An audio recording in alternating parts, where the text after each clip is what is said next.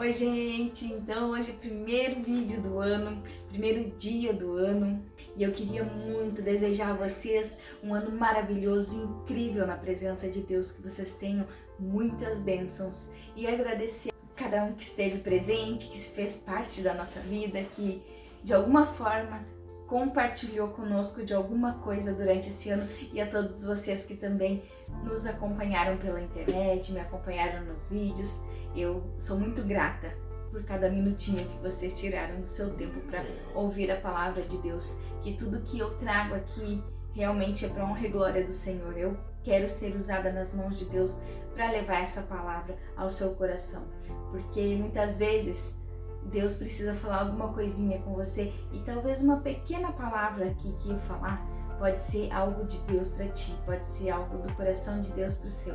Então é por isso que eu amo fazer esses vídeos para vocês, porque eu sei que Deus sempre tem algo para falar e eu gosto muito de levar a palavra dele a quem precisa ouvir.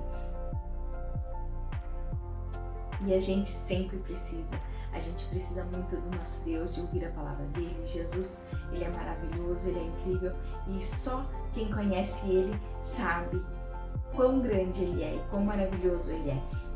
E hoje eu tô gravando, como é feriado, como eu tô gravando hoje, tá todo mundo em casa, então meu marido e minha filha estão brincando na rua e pode ser que dê algum barulho porque eles estão se divertindo muito ali fora.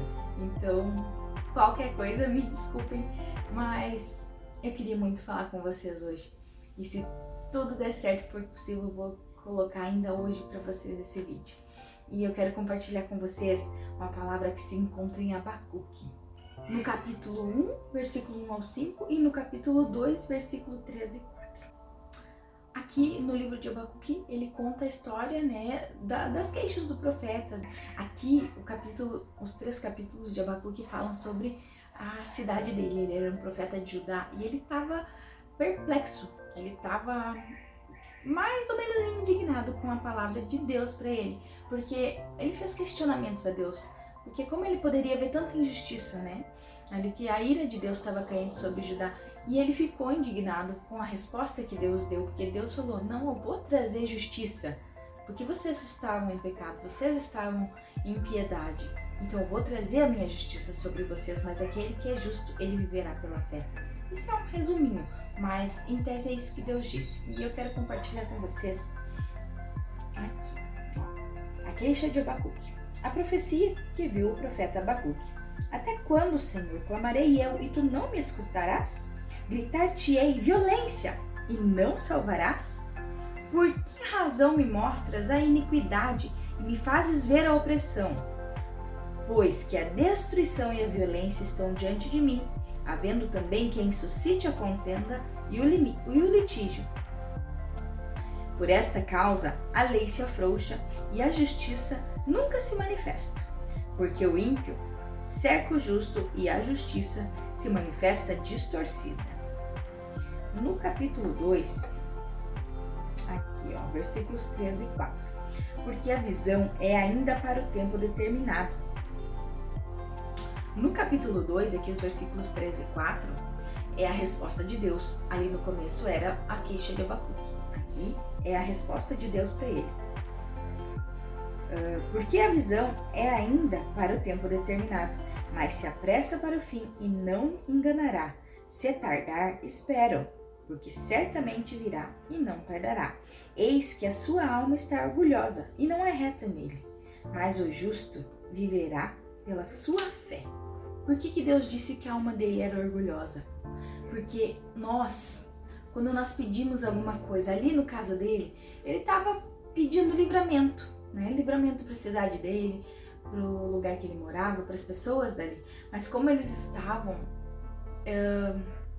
não estavam obedientes a Deus, eles estavam em pecado, então ali recaiu a ira de Deus sobre eles. E precisava disso. Por quê? Porque quando a gente desobedece, se Deus não nos punir, a gente vai continuar sempre desobedecendo. E ali era todo um povo que estava desobedecendo, não era uma pessoa só. Então, talvez um se arrependesse, mas outro não. Então Deus não poderia deixar de cumprir com o que ele disse, né? Com a profecia que ele tinha trazido para Abacuque. que era que a ira dele recairia mesmo sobre a cidade, que haveria muitas coisas, muitas tragédias, muitas coisas horríveis. Por que o coração dele estava orgulhoso? Porque ele queria sair livre daquilo ali. Mas ele não estava pensando no futuro, nas gerações próximas, que precisavam ver que sem a correção, eles continuariam sempre em pecado, e cada vez iria se proliferando mais e mais as coisas erradas, se eles não fossem corrigidos.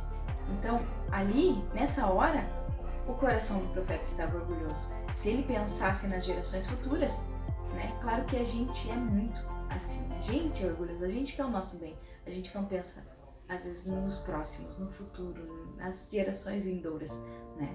Então, se a gente pensar mais no que vai acontecer no futuro ou com a próxima geração, talvez a gente faça menos coisas com orgulho, talvez a gente faça mais coisas pensando no que vai ser melhor pra frente, né?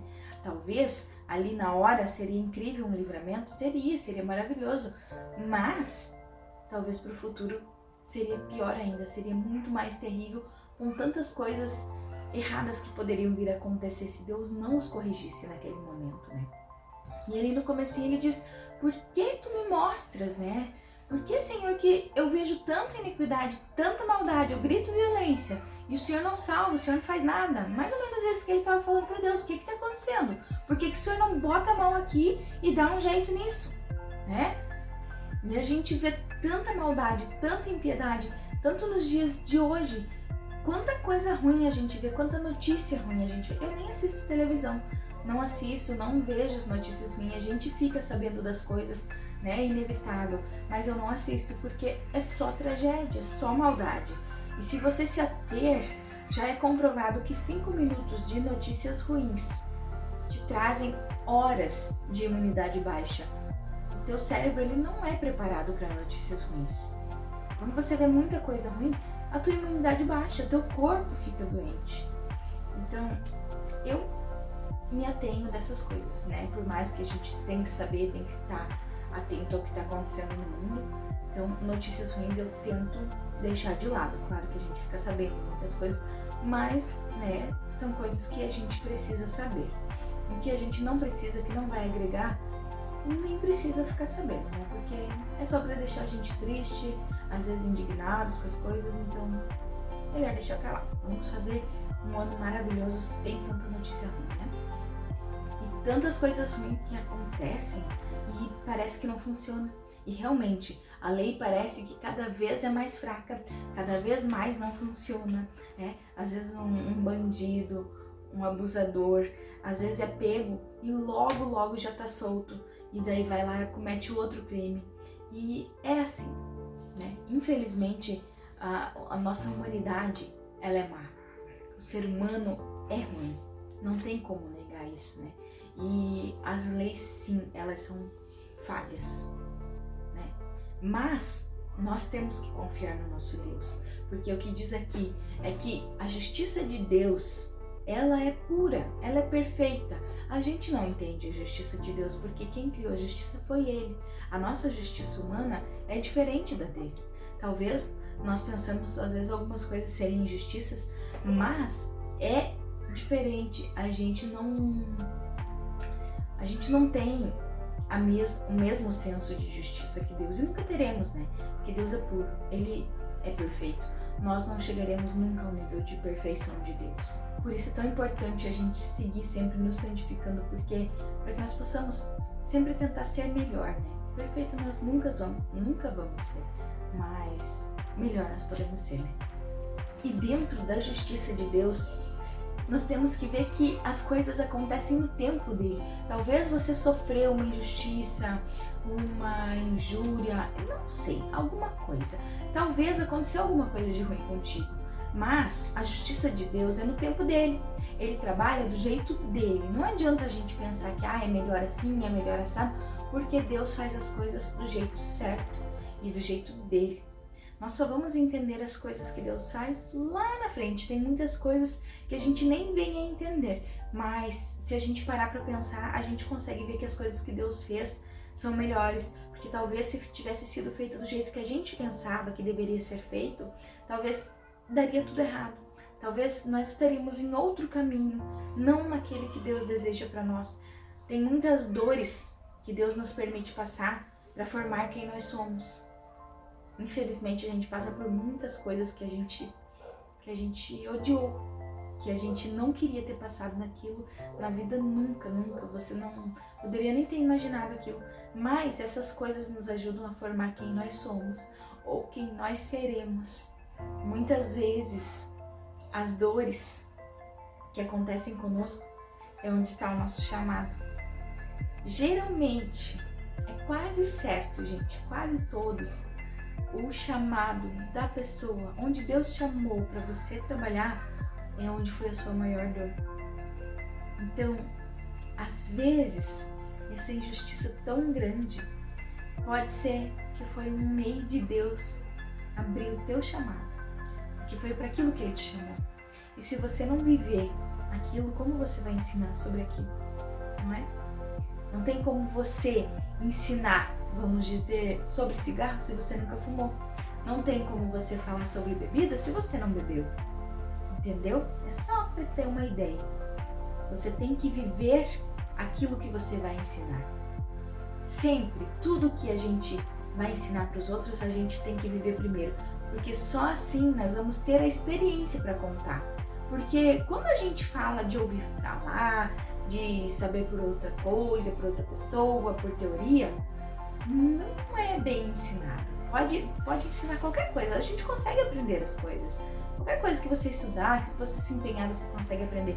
Mas se você não tiver a experiência, não vai ser a mesma coisa. Não vai ser. Então, as dores são a tua maior escola. Aprenda com elas. Use, veja o lado bom dessa coisa. Por mais difícil, mais dolorido que esteja, é porque Deus está te ensinando. Uma música que eu gravei no meu coração, num período de muita dificuldade, de muita dor. Deus está te ensinando a ser forte. Nem tudo que é mal vem para a morte. Isso é para você crescer. Presta atenção, às vezes, quando Deus está te ensinando. Não joga fora a oportunidade de aprender com Ele, por mais que esteja doendo. Porque tudo que Ele faz e do jeito que Ele faz é melhor do que nós poderíamos imaginar. Porque por mais que seja difícil, do jeito dele sempre é o jeito certo. O caminho dele é o caminho certo. Nós precisamos tentar entender, ou pelo menos viver o caminho dele, para que um dia, talvez lá na frente, a gente venha a entender o que é que Ele está fazendo conosco. E aqui você pode ver que o profeta ele estava ali num cenário caótico, né? Voltando para a história.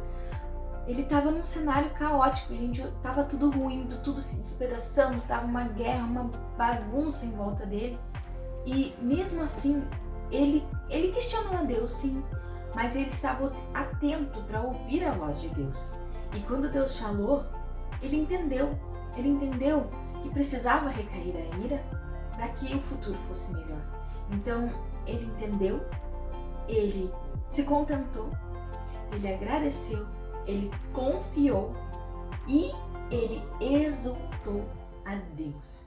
Porque, por mais difícil que seja, quando nós confiamos em Deus, Deus sempre nos mostra a saída.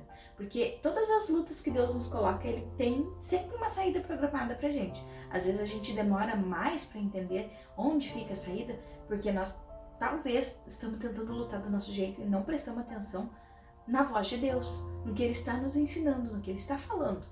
Se nós prestarmos atenção, talvez nós vamos achar a saída rapidinho. Confia no Senhor, porque é ali que está a tua saída. Deus é incrível, gente. Nós que estamos errados, nós que precisamos se adequar às regras dele. Nós não entendemos o tempo dele, mas nós precisamos entender algumas coisas que Deus faz. É para o nosso bem. Nós precisamos nos adequar às regras dele, se alegrar no nosso Deus, porque ele faz tudo quanto mais para o nosso bem. Nós que devemos tentar agradar a ele, melhorar para ele. Precisamos confiar nele sempre, porque foi ele quem começou a boa obra em nós e ele é capaz Ele é muito mais do que capaz para terminar essa obra que Ele começou na gente, né? Então vamos confiar em Deus, porque aquele que começou a boa obra, Ele é fiel para terminá-la e Ele vai terminar.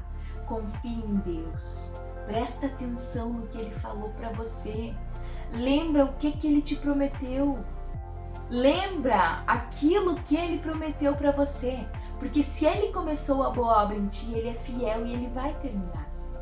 Confia no Senhor, exulta no Deus da tua salvação, faça como o profeta, confia em Deus, mesmo que esteja difícil, presta atenção no que Ele está fazendo na tua vida, confia em Deus, alegra-te no Deus da tua salvação e você vai ver que tudo vai melhorar. É difícil? É, mas tem horas que a gente precisa passar pela escola da vida, da dor, para crescer e se tornar quem Deus quer que a gente seja, para florescer.